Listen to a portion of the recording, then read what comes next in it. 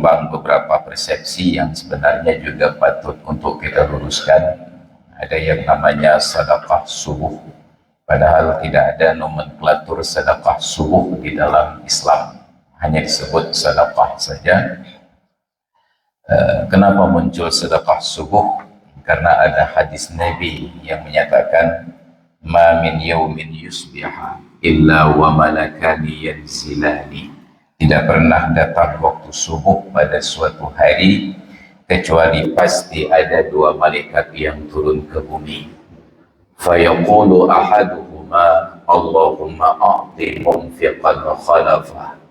Salah seorang di antara dua malaikat ini berdoa, ya Allah, berikanlah kepada orang yang berinfak. Tidak disebut bersedekah, bahkan bahasanya itu infak. Ya Allah, berikanlah kepada orang yang berinfak khalafa, pengganti dari infaknya. Wa yaqulul akharu, dan yang seorangnya lagi berdoa, Allahumma a'ti mumsikan khalafa. Ya Allah, berikanlah kepada orang yang menahan hartanya, yang pelit, talafah, kebinasaan. Dari hadis ini lalu berkembanglah sedekah subuh. Padahal bukan sedekahnya di waktu subuh. Doa malaikat itu ada di waktu subuh. Dan belum tentu setiap orang ada sesuatu yang dapat disedekahkan di waktu subuh. Dan Rasulullah tidak mengajarkan kita untuk menyimpan harta agar bisa bersedekah di waktu subuh. Nabi itu mengapresiasi orang yang ketika dapat rezeki dia belanjakan sehingga tidak ada yang tersisa andai kata dia meninggal di malam tersebut. Karena yakinlah, penyesalan terbesar seorang yang beriman saat menjelang ajal bukan karena masih kurang sholat sunat, bukan karena masih kurang puasa sunat ataupun haji dan umrah sunat, ataupun karena belum bersunat. Tetapi penyesalan terbesarnya adalah karena masih ada harta yang belum disedekahkan. Makanya di akhir surat Al-Munafiqun Allah Ta'ala menyatakan, ya ayyuhalladzina amanu anfiqu mimma razaqnakum min qabli an ya'tiya ahadakumul mautu. Wahai orang-orang yang beriman, berinfaklah dari rizki yang telah kami berikan kepada kalian. Kapan waktunya? Sebelum datang kepada salah seorang kalian kematian. Fayaqula, saat kematian itu datang, dia berucap, dia berdoa, Rabbi, wahai Tuhanku, laula akhartani ila ajalin qarib, kenapa tidak engkau tunda kematianku sebentar lagi? Ya Allah, nepreh si adik. Untuk apa waktu yang sebentar lagi tersebut? Yang sudah pasti bukan untuk kawin lagi, tidak sempat. Fa'as-saddaqah, saya ingin bersedekah.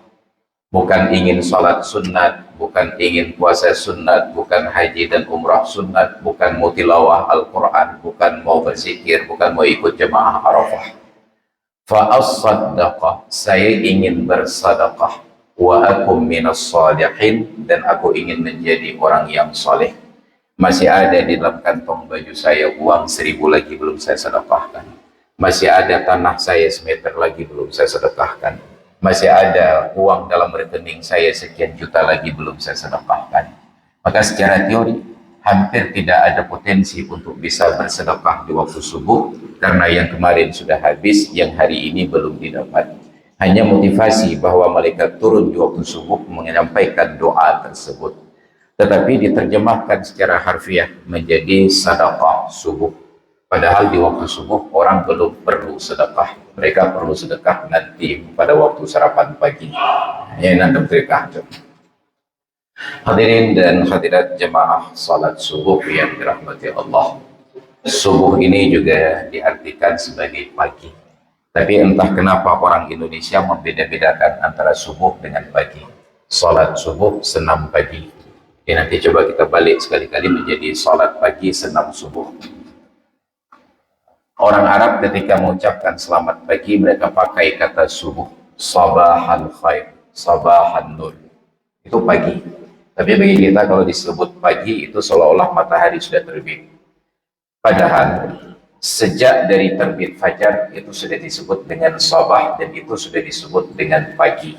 Kecuali bagi orang-orang yang pakai kalender Masehi, bagi mereka pagi itu dimulai dari jam 00.00 dini hari. Maka yang sempat nonton berita jam 12 malam tadi, mereka akan disapa selamat pagi. Maka ilham, tak dengar galau ke selamat pagi dah. Dan ternyata tidak ada yang protes kecuali saya. Hadirin dan hadirat sekalian yang dirahmati Allah, demikianlah kampanye kita pada pagi hari ini. Mudah-mudahan bermanfaat untuk saya pribadi dan kita semuanya. Terima kasih atas perhatian dan mohon maaf atas segala kekurangan. Hadanallahu wa iyyakum ajma'in. Assalamualaikum warahmatullahi wabarakatuh.